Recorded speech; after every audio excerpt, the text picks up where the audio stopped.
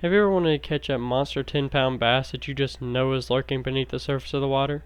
Have you ever begun to get bored or fatigued when you're unable to land a single fish? Have you ever even fished before? Well, if any of these questions caught your attention, then I'd like to think that you have come to the right person. I'm here to provide you with the basic tools and tips to greatly enhance your freshwater bass fishing experience. According to Mike Toth, who wrote the book Complete Idiot's Guide to Fishing Basics, published by Penguin, if you've never fished before, it can seem like quite a daunting task. All that gear, all those fish, all that water. But if you take the time to get started, but it's not that hard to get started, especially if you take the time to learn some background information before you jump in, which by watching this video, I can tell you already are. So we're going to start off by learning a variety of knots. So, according to the Recreational Boating and Fishing Foundation website in 2014, all of these knots that I'm showing you have a 90% strength, which means that once you tie the knot, this knot has a 90% strength, 90% or more strength compared to the line strength. So for what we're doing, that's good enough. So we're going to start off with the improved clinch knot. And since it's going to be difficult to describe it in words without a demonstration, I've set up a larger scale demonstration to show you. So we'll start off with the improved clinch knot. So for the demonstration, one end of our line, called the tag line, is going to be your free line, and the other end is going to be what we call the standing line, which is attached to your reel. So for the improved clinch knot, we're going to take the eye of our hook, which is here at the bottom, and twist 7 times.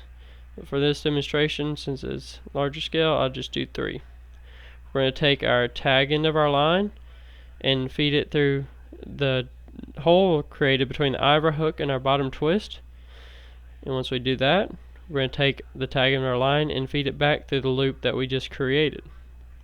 So we take and grab it, pull it through, and pull everything apart.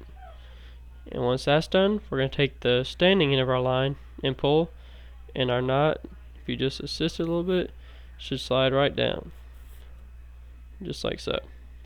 So we're going to move on to our Palomar knot, which we take, same thing, we have a standing end and a tag end in the eye of our hook. So we're going to start off by creating a loop, just like so. Have your hand at the base of the loop right here and feed it through the eye of our hook. Once that's done, get the eye of the hook about midway down, and then tie your simple overhand knot just like you would a shoelace. So you feed the loop down through the hole, and then we're going to feed our loop over our hook, just like so, all while holding on to our standing end and tag end. So once we do that, we pull apart, and you should see it become snug right on top of the eye of the hook. So moving on, our last one is called the uni knot.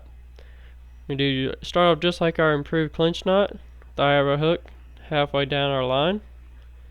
But this time we're going to take and grab a little bit up our line, take our tag end of the line, just like so, and create a loop on itself, having some excess up here. And then the easiest way is to tuck 2 fingers in here and pull apart, and then begin wrapping our tag end around our opening. So for this demonstration, I'll just do 2 twists, and for you, I would say safe to do about 5 or 6 twists. So once we do that, we grab our tag end and pull until it's snug, or almost snug, and then we should be able to grab our standing end of our line and our eye of our hook and pull apart, and we should see the knot come down right on itself. And for all of these, we will just trim off the excess of our tag end, just leave a small amount, but you don't want to leave too little because a fish biting it could pull the knot out if you cut off too little or too much. So all of those knots are great for beginning fishermen, and for bass fishing, they'll do just perfectly. So, according to John Psycho in Bass Fishing 101, it is important to pay attention to the color and movement of our tackle. So keeping this in mind, we'll have a look at our tackle box, which can include soft baits like plastic worms or lizards or grubs, soft plastics like that, or hard baits like top water plugs or buzz bait, crankbaits. So let's when do we use what type of bait, right? So let's say it's cool in the morning or cooling off in the afternoon. This is a perfect time when the bugs are coming out onto the surface of the water to grab one of our top water baits.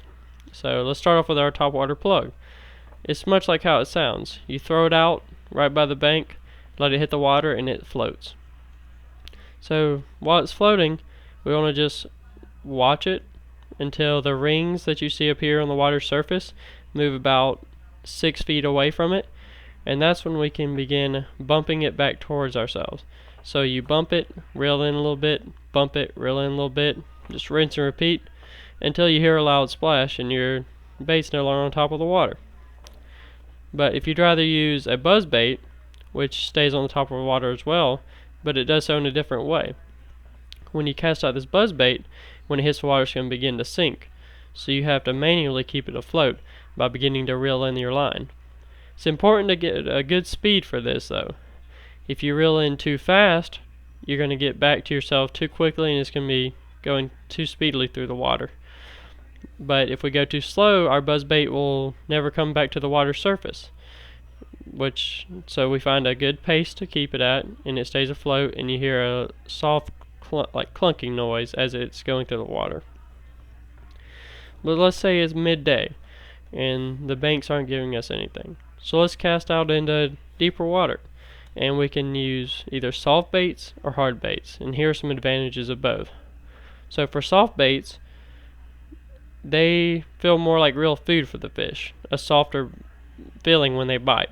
So this allows you an extra window of opportunity of, let's say, 1 to 3 seconds that the fish still thinks it's a real meal, and this could net you a successful catch.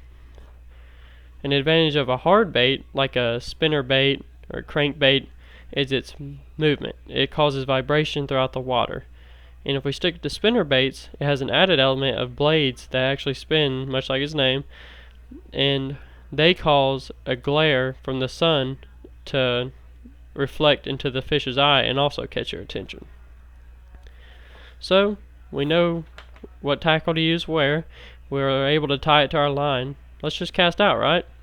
Well, not right. We need to know where to cast for our best opportunity of catching a fish. So let's start off by what kind of weather are we having? Is it early in the day, late in the day? Let's cast on the banks. It's perfect when it's cool and the fish can sit there. But let's say now it's around noon. It's in the heat of the day. The fish aren't going to be on the banks. So we're going to fish into the deeper water and look for what we call ledges. So that leads us into our next topic of structure. There can be natural structure, artificial structure. Much of it serves the same purpose. But for natural structure, we can have fallen trees. Like if you look along the shore and you see some debris in the water, fish always feel safe around anything that's provides protection. And ledges are deeper beneath the water and can't easily be found without a depth finder. So if you have a depth finder, that's perfect. These allow the fish to sit on this ledge, and if it feels senses any danger, it can escape to the deeper waters where it feels safer. And it's also cooler down there as well.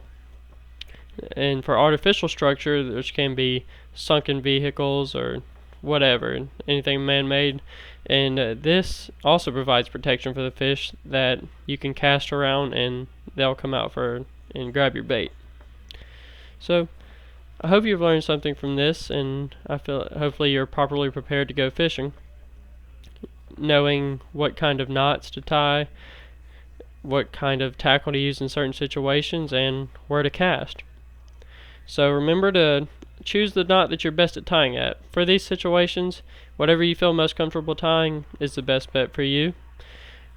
Remember to note the temperature and the time of day, and look for any structure around. If you see anything, cast at it. What's the worst you can do?